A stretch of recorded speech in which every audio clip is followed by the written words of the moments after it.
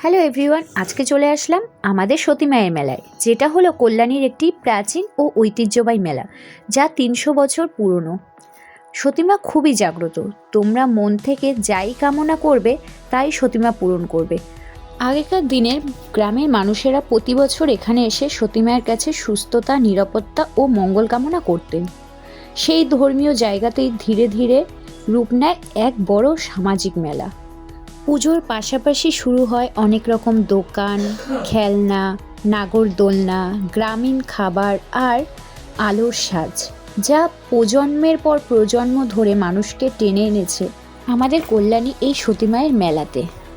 এখানে নাগরদোলনার পাশাপাশি আছে ডিস্কো, তারপরে বাচ্চাদের জন্য রয়েছে মিকি মাউস।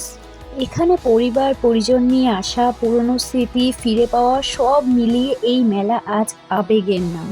তাছাড়া বড় ছোট সবার জন্য রয়েছে সার্কাস খেলা, এমনকি বড়দের জন্য রয়েছে নানান রকমের মুখরোচক মিষ্টি আচার, টক আচার, যেটা খেতে কিন্তু আমি খুব পছন্দ করি।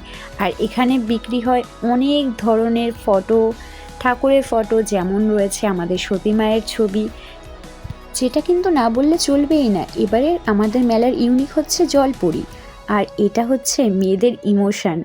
আজ সতী মায়ের মেলা শুধু একটি পুজো নয়, এটা কল্যাণীর সংস্কৃতি, বিশ্বাস আর মিলনের উৎসব, যেখানে বিশ্বাসের সাথে মিশে যায় আনন্দ।